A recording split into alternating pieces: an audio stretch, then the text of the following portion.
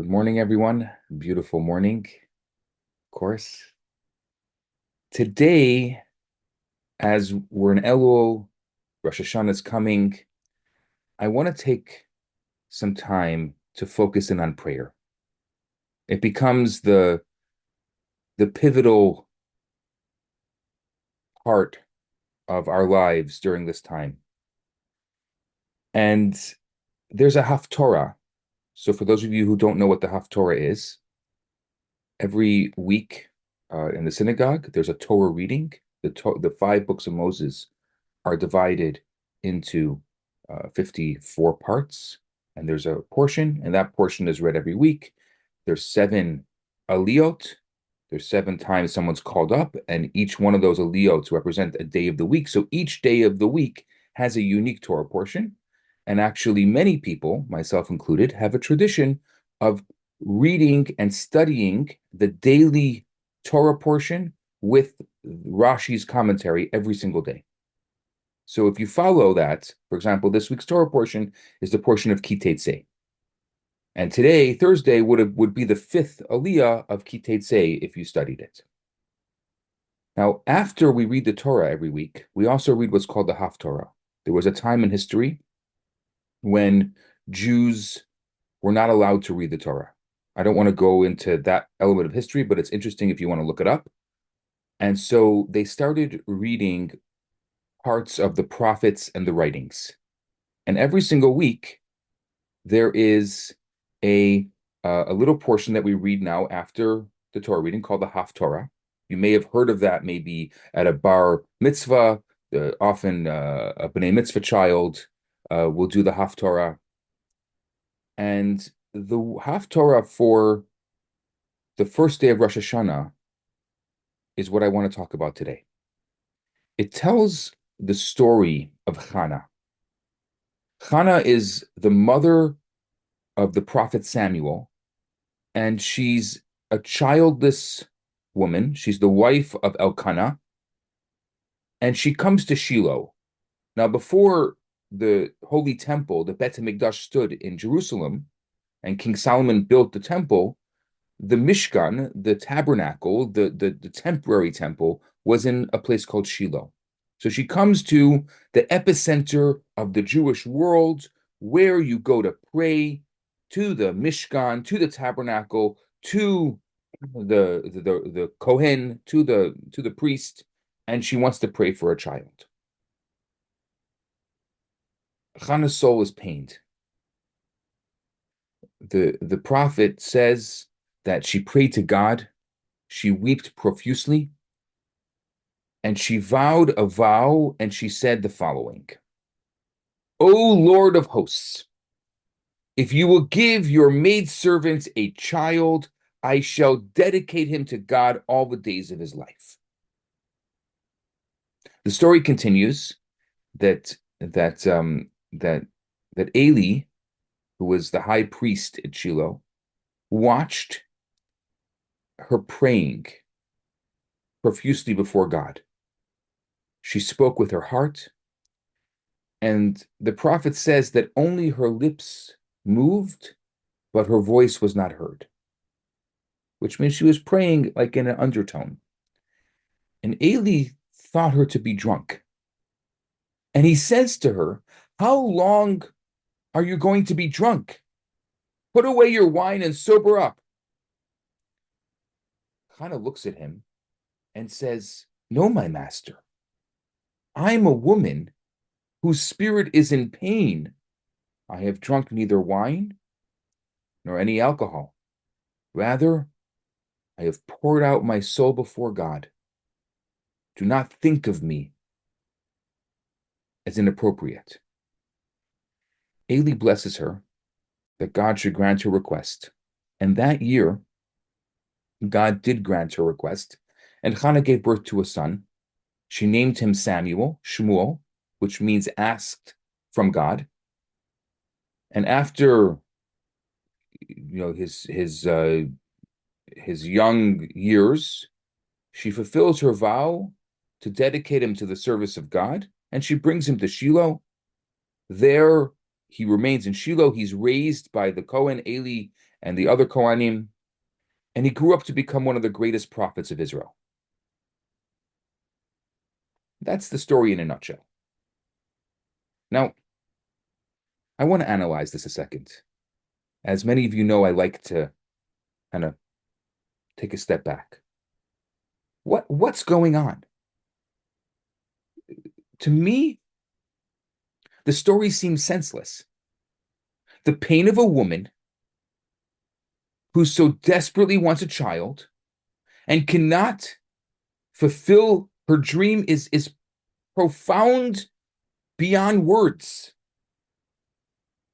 Rachel, our foremother Rachel, says to Jacob, if I can't have a child, I am considered dead.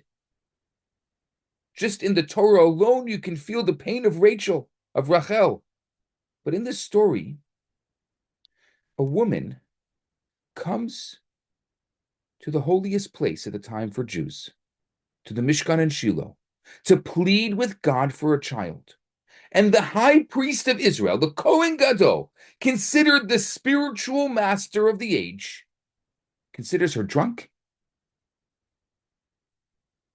It's not a random person coming over and saying you're drunk. This is the Kohen Gadol.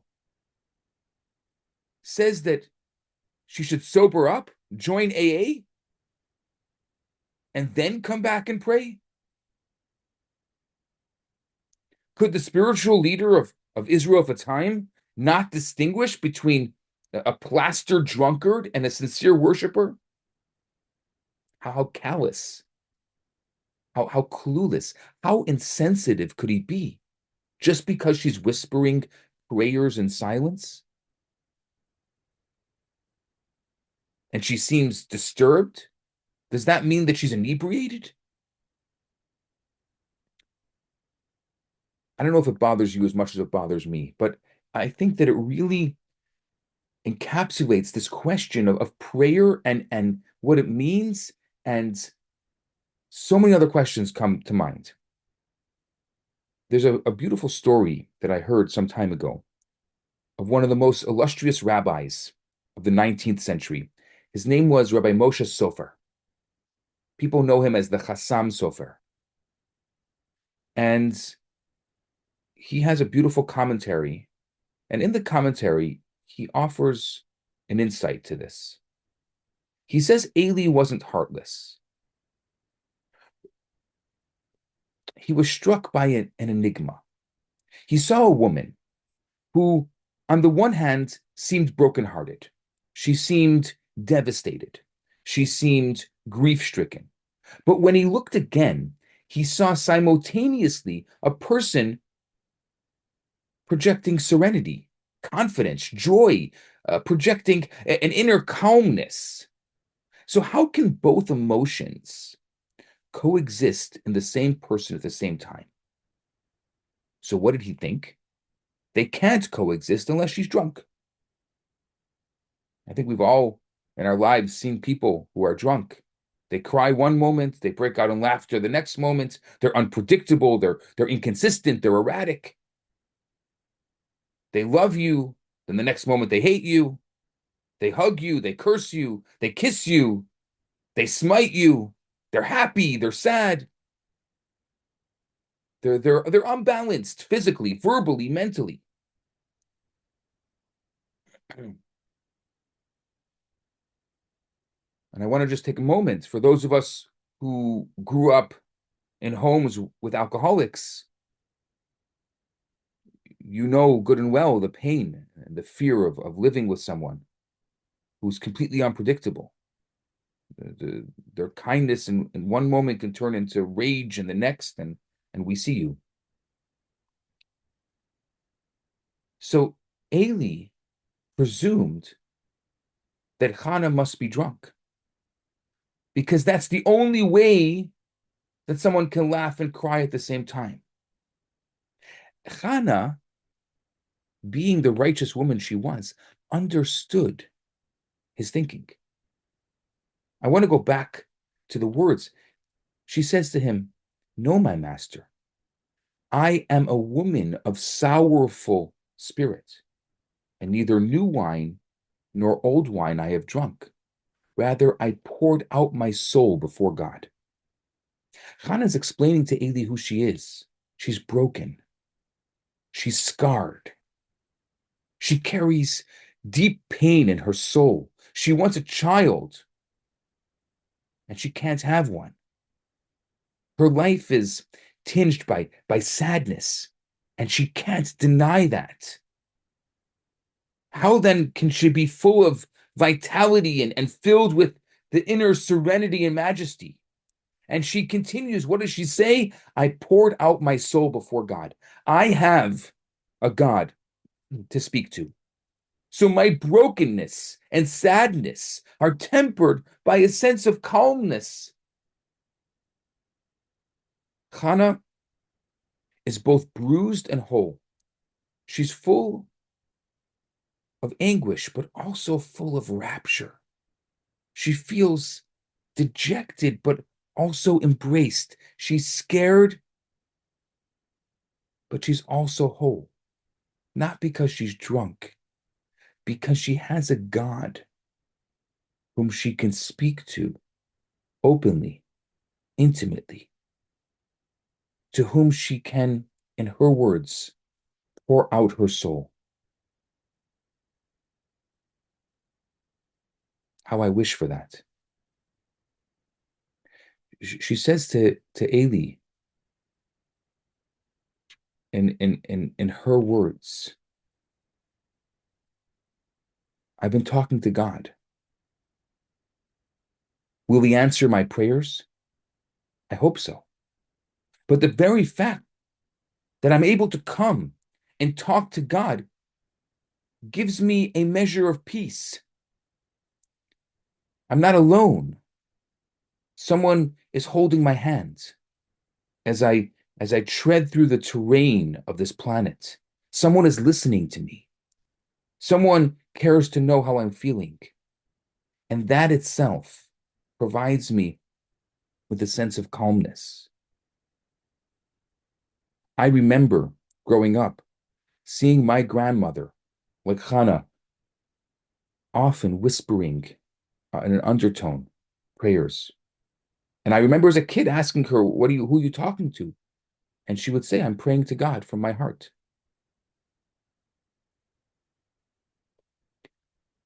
I think Chanah teaches us something so powerful, so profound, that I also think only a woman can teach us. Maybe I'm biased because I grew up watching my grandmother that way.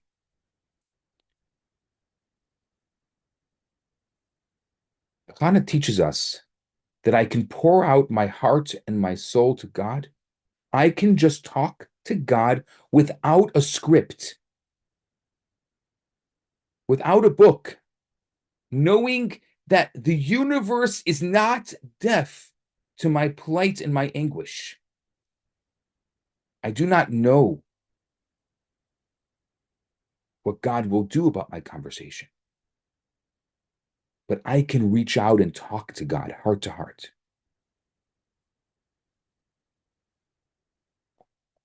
I saw a post recently that someone wrote, God doesn't have an iPhone, but God's my favorite contact. God doesn't have Facebook, but my best friend. God doesn't have X, but I follow God nonetheless.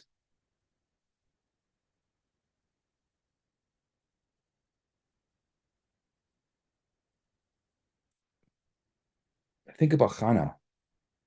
Chanah didn't follow the prayer protocol. She didn't go to synagogue and follow the prayers. She spoke to God from her heart. That's what the story says. She does her own thing.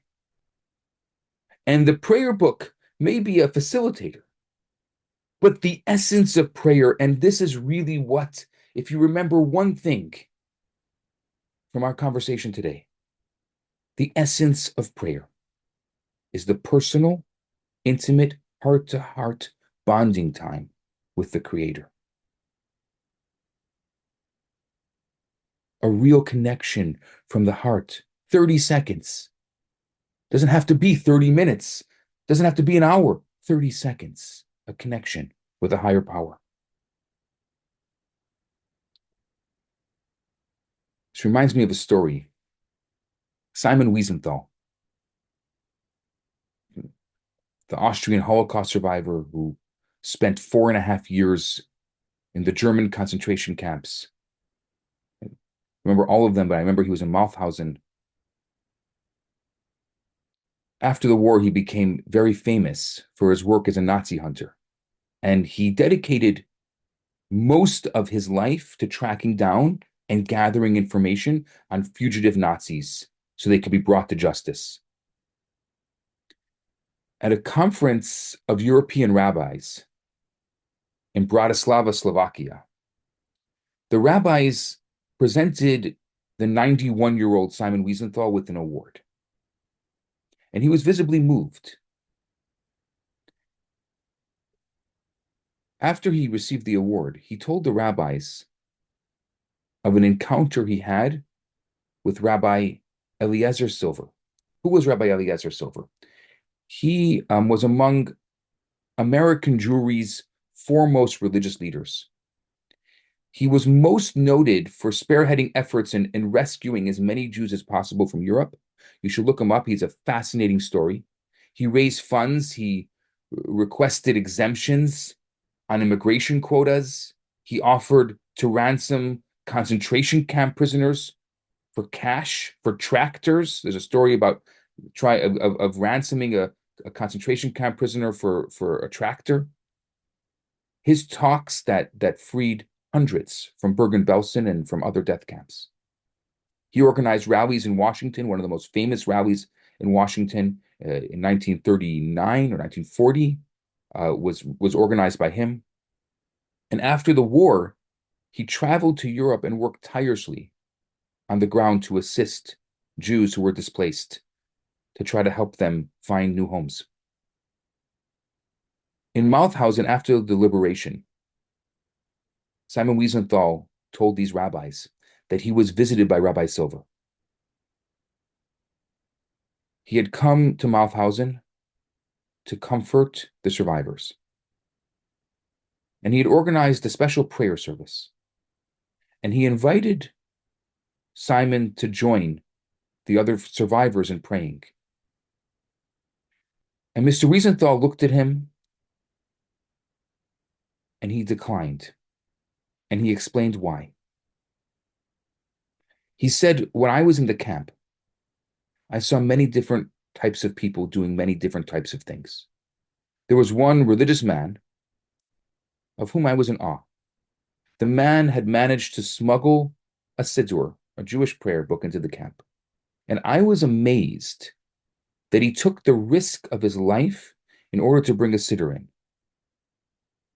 He continues to say that for the next day, in my horror, I realized that this was no religious man. He was renting the siddur to people in the camp in exchange for them giving him their last piece of bread. I was so angry with this Jew. How could he take the siddur and use it to take a person's last piece of bread away?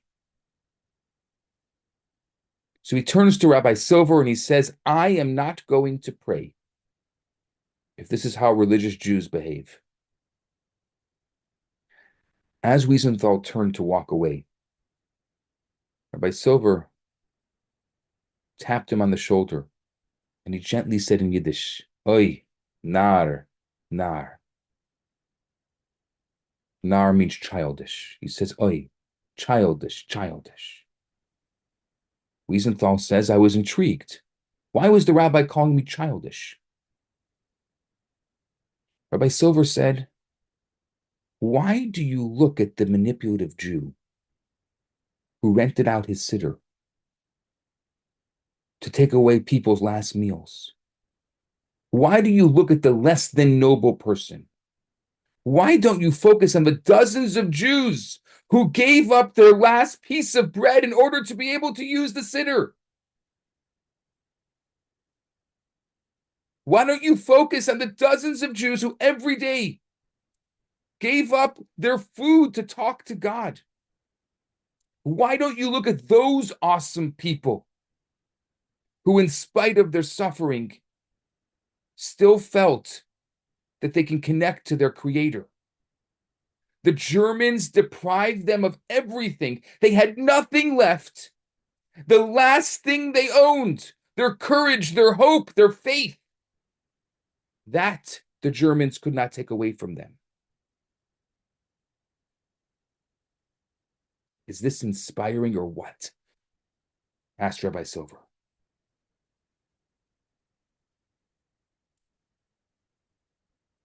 Wiesenthal joined the service and shared the story some 60 years later.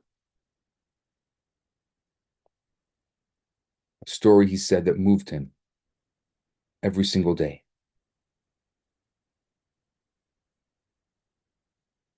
As we prepare ourselves for Rosh Hashanah during this month of Elul,